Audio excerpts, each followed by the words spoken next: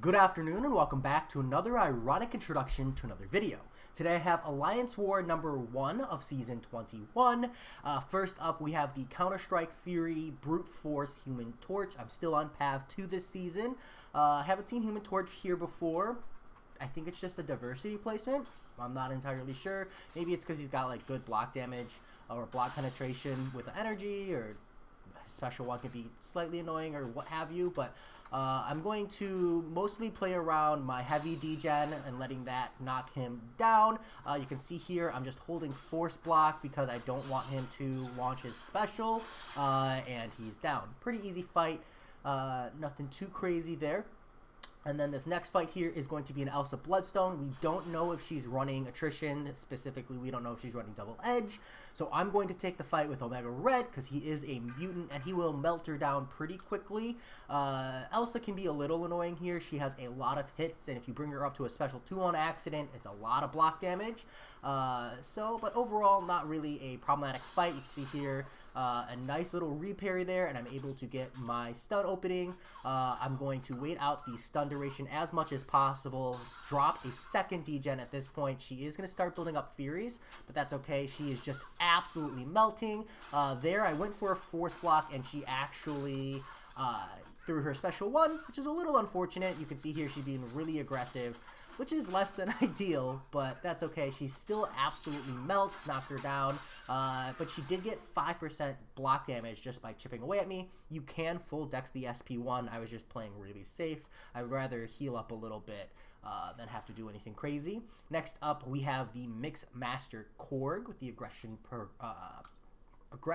prowess, and I am boosted for this fight. I think I have 10% attack, a 10% champion boost, and a 10% health, maybe a 50% health. You can see here he starts super aggressive.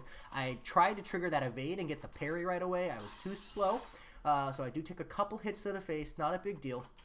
As you can see, the guy is just being absolutely crazy defensive. I opt for a light medium combo here. It lets me stay within proximity longer, especially after securing that stun. You can see here I went in for a hit and missed the parry afterwards. That was just awkward. There I do just barely nick him with the heavy. I'm going to block this SP1 because he doesn't have a lot of prowesses, so the chip damage from it's not a big deal. But also I accidentally triggered the indestructibility, so I wanted to make sure I drop that off and let the degens go through. Going to throw my SP3 to try to recover some health. This is a bit of a longer Korg fight. Unfortunately, he played super defensive at the start, and that made really bad news for me. A 3-hit here, and you can see I'm going to go in for a light just so I can punch his block. I'm not afraid of triggering unblockable. I'll dex his SP1 if I have to. Mostly I'm just trying to get him to hit into me. He's playing like crazy defensive, which is a super big headache.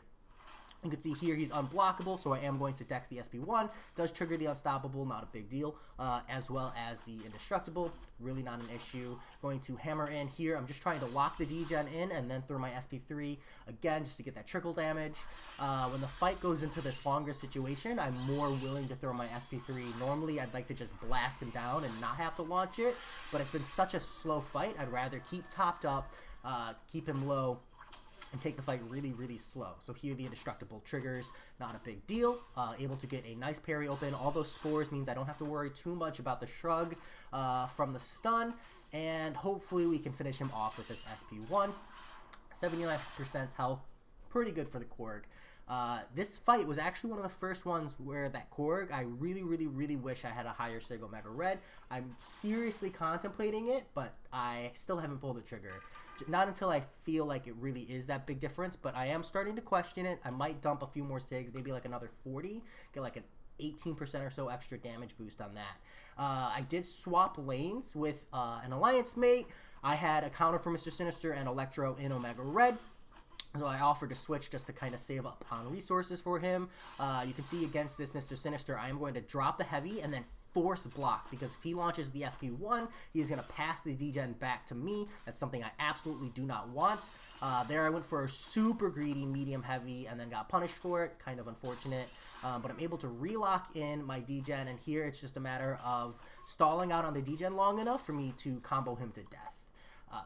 Not the best play, but I got him down. Wasn't too big of an issue.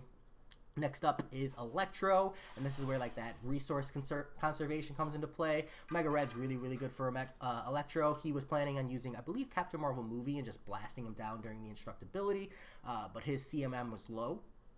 So rather than have him like full heal, I was just like, I'll just pop a couple potions. Omega Red can handle Electro, no problem. It's buffet, so it's really not an issue. If I trigger the buffet, it's okay. He'll be knocking down super fast anyways. Really not an issue since I don't have to worry about the extra shock. So you can see here, I wasn't really hyped about that heavy start from Electro. I'm thinking maybe I don't need the Red Guardian synergy because I feel like I lose it just so often. I do accidentally trigger buffet here.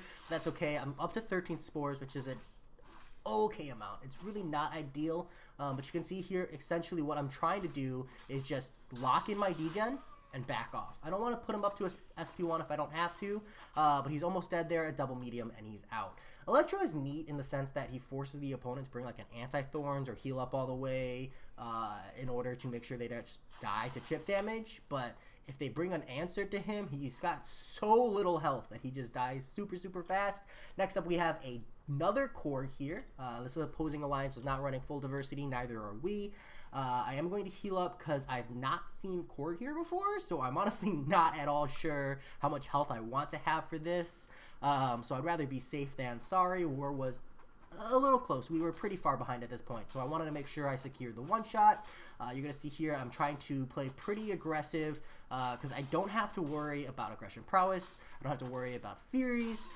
So it's a pretty standard Korg fight here, and I'm not concerned about the strike counter, combat power rate. Like if I lose power, that's fine.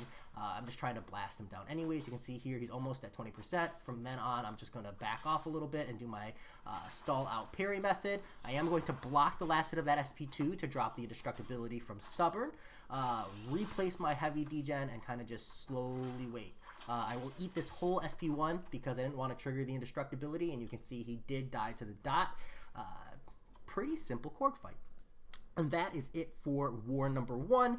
And surprise, surprise, my next rank 5 is going to be Magneto. So if your shtick is watching someone level up a champion, go ahead and stick around. But I've been using this guy to farm potions. He's an absolute blast. He's super, super, super easy right now to farm potions with.